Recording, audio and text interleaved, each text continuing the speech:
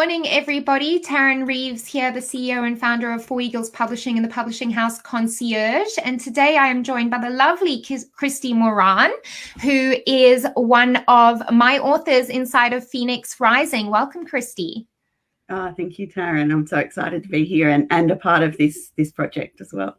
And we're so excited to have you. Now, Christie is an intuitive life coach. She's a multifaceted energy healer and heart-centered business owner. She's also the creator of Feeding the Fire Within and Embracing the Power of a Soul on Fire. These transformational programs are for women who are committed to living an authentic and impactful life. Her work is a combination of inner mindset work and energetic transformation, supported by a strategic framework designed to empower women. She has a soul-burning passion to facilitate career women to experience maximum impact through their deepest level transformation. What amazing work, Christie. Can you tell me more about, your different modalities that you use or you're trained in and why they're so impactful for women, career women in particular? Yeah, absolutely. I was in corporate for 25 years. So my roles have always been leadership and coaching. That's what has always been what has driven me, that passion for helping people to be the best that they can be. So there's all of those years experience. And then when I started to learn these other modalities, and I started off with matrix therapies, archetypal coaching, passion and purpose coaching, and a whole new world opened up to me that I didn't even know was available.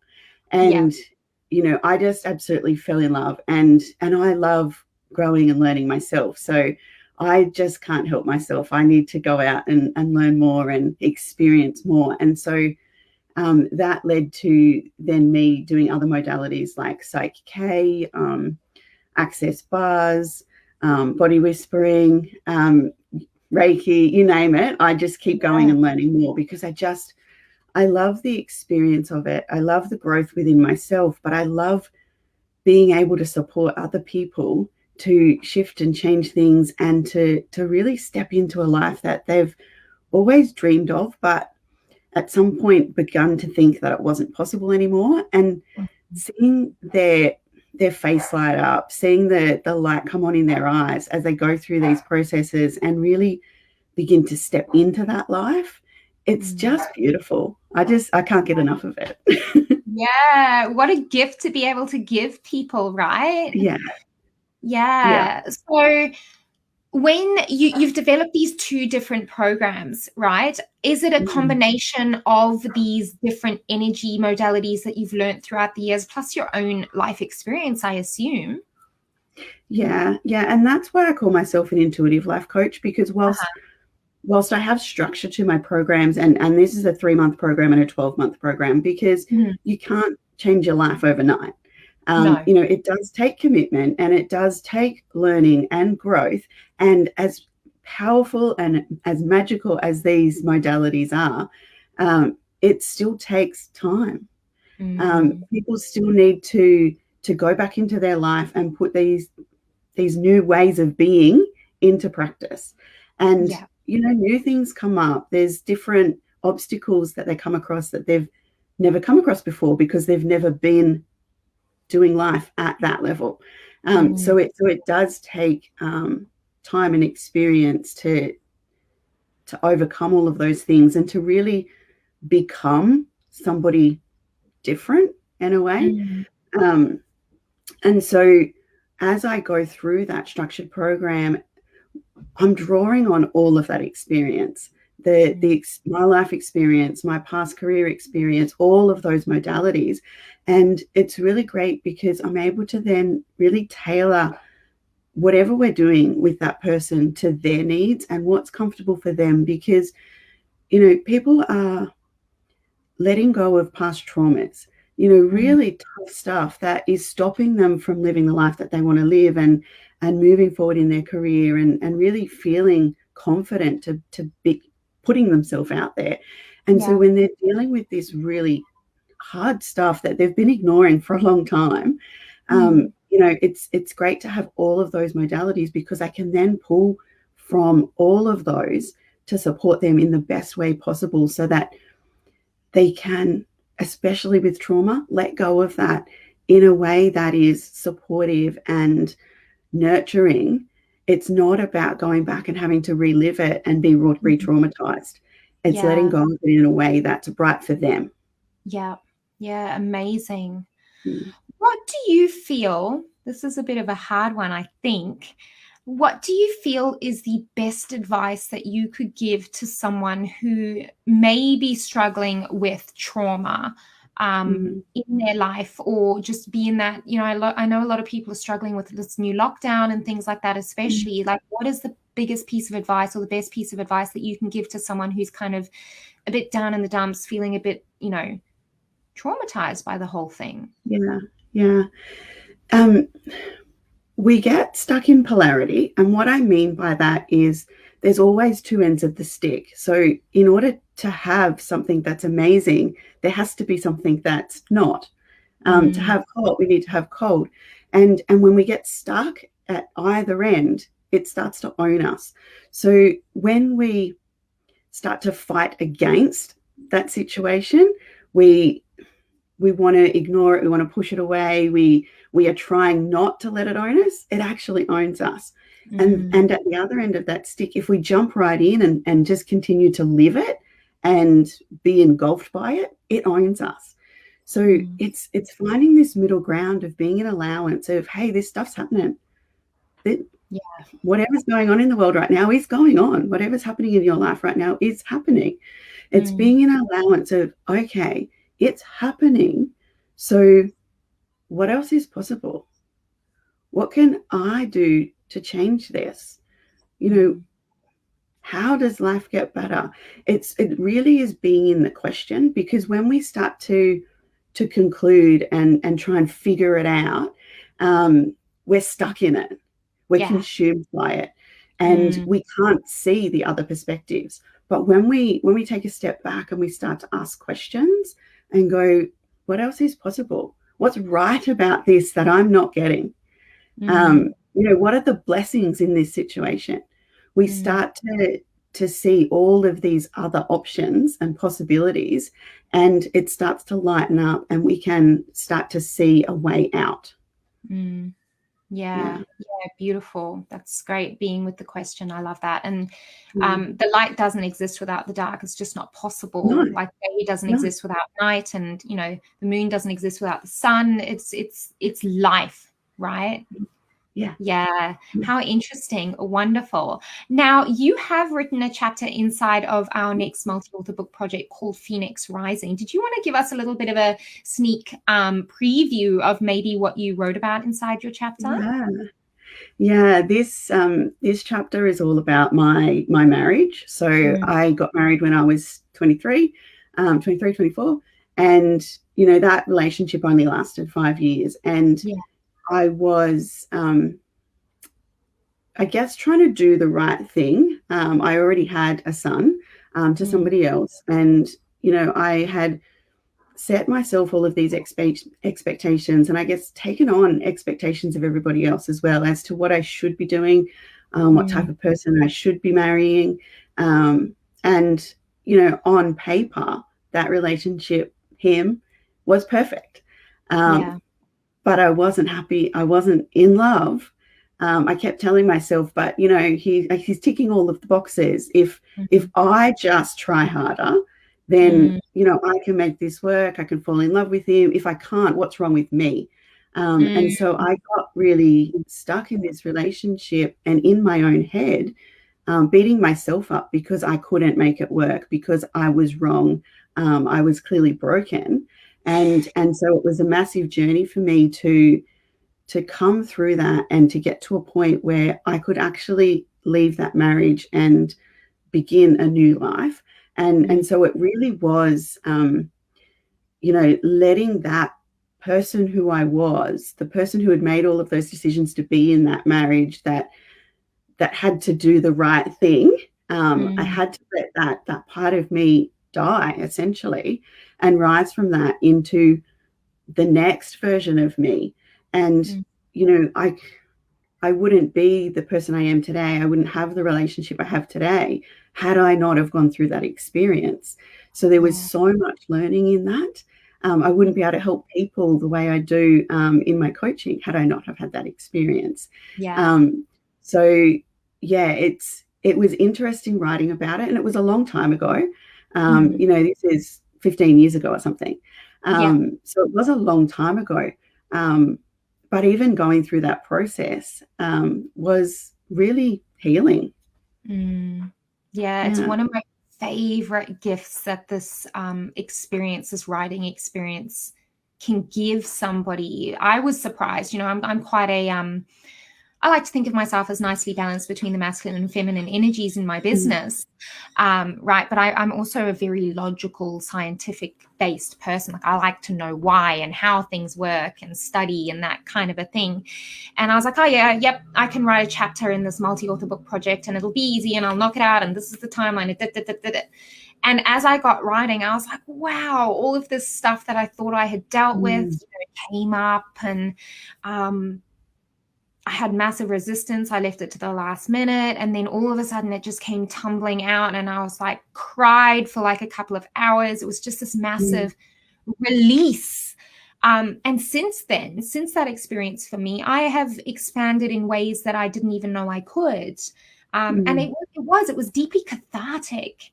Was that your experience? Yeah, absolutely. I sat down and I wrote the chapter in one go. I just smashed it out, and it was the story, but it wasn't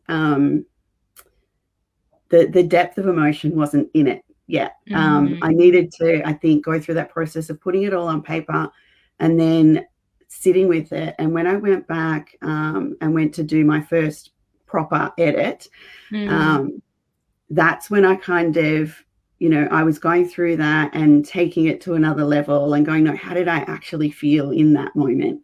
What did that feel like when I was lying on the lounge and my kids were watching TV and I just wanted to pull the blanket over my head and go to sleep and never wake up? Going back there was really tough. And through that whole first edit process, I cried the whole time I was crying. And I finished it and I sent it to my mum. And I'm like, I need you to read this, which was scary in itself, to be honest, because, even though she's my mum and we're close, this was like my innermost secrets from my marriage. So that in itself. And then she came back to me and she was like, wow, she said, that's really raw and vulnerable. Do you really want to publish that? And I kind of went, well, yeah, that's the point. Like, I want people to know that if they're feeling this way, that they're not alone. And if I'm not being raw and vulnerable, if I'm not being honest about how I feel, then those people aren't going to connect with that story because it's not showing them that they're not alone. So that was really important to me. So yes, it definitely was a cathartic process. And it was tough. Yeah. So from a trauma-based perspective then, because I suppose that's kind of going back and re-looking at something that was potentially a traumatic event for you. How was that experience, I guess, from that, life coaching transformation perspective? Does that make sense? No, can you ask again? Yeah. So what I guess I'm trying to, because somebody might be listening to this and going, oh my God, that sounds horrible. Like, I don't want to do that. What are the benefits of doing it in this very specific process? Because I, in my case, I'll share, something from my own perspective is that I had done the work. I'd been to counselors, I'd been to therapists, I'd, been on antidepressants, I did, all the things. And I was like, oh yeah. But the writing process had something magical in it. It was like this missing puzzle piece that I hadn't. It was like the last key in the lock to free me from the chains that I'd put myself in, I suppose. Yeah. And well, I think for me, because this marriage was 15 years ago and I had done so much work since then, I wasn't still in it. It wasn't still, so raw and fresh that I couldn't look at it with new perspective. And so I think that was really the key for me. It was that it was a really, really deeper level of healing that I was able to do through that process that, maybe I wouldn't have been able to do 5 years ago or 10 years ago. But I've done enough now within myself to be able to look at that on a whole nother level. Or had I not have done the work over the last 15 years, it still would have been a cathartic process. The story, I don't think, would have been as deep. The vulnerability, the sharing, the openness wouldn't have been at the same level because I wouldn't have been ready to look at it at that level. But the process in itself would still be cathartic at the level that you're able to handle. And what I love the mind, and what I love about the unconscious mind or the subconscious mind is that it's not going to take you somewhere that you can't cope. It's not going to put you into a situation and give you information to write a story about things that you can't handle. And that's beautiful, because when that stuff comes up, when you've got that opportunity to write your story, to put that down on paper, to share that, you are going to be given exactly what you are required in that moment for that healing in that time. And, when we trust in that, then, we can just look at that and go, wow, okay, this is tough. This is a little uncomfortable, but there's a gift in this for me. Yeah. I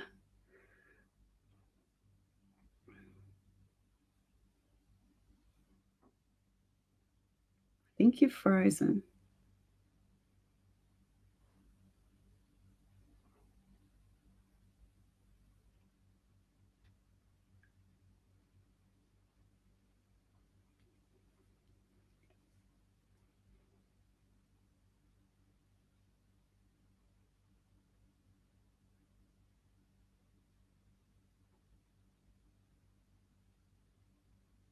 I think Tarryn's frozen, so I'm not sure what's happening.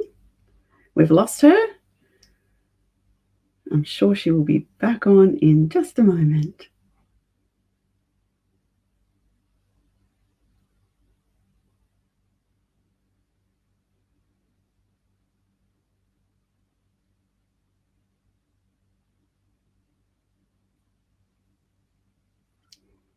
Okay, we're back. That was fun. Technical difficulty. So I think that's a beautiful way of looking at the whole thing, that it is healing and not traumatic. And I find it so interesting that let's talk from a business perspective now. How are people supposed to connect with you and want to do business with you if you keep throwing up this wall about who you really are or what your experiences really are? And it's like, oh no, look at this, don't look at me, like look over here kind of thing. It's in telling those real, raw, vulnerable, honest stories that people can go, she gets me, or she's been through something similar, or I really like how she handled this situation, or I can see how she has the skill set to help me with X, Y, and Z. That is the secret sauce to standing out online and to successful marketing.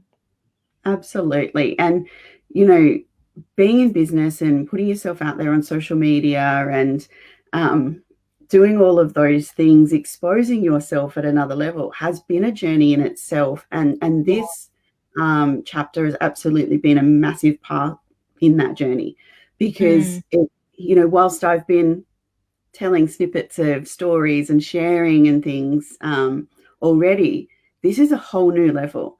So to be sharing this information, this personal information, about my thoughts and feelings and experiences and, who I really am, putting that out there for the world to read is just at a whole nother level.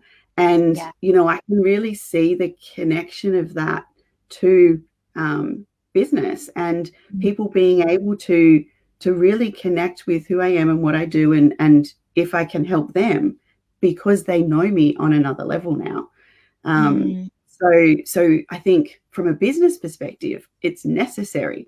But yeah, what's really driven me is more the ability to be able to touch people's hearts and let them know that they're not alone. Because when I was in that situation in my marriage, I felt like I was alone. I didn't think that anybody in the world would be in the same situation as me, could be as shit as me, could have made those crappy decisions that I made, would be this, person who is going to end their marriage and ruin their family. And, I was just sitting there going, I can't talk to anybody because no one will understand.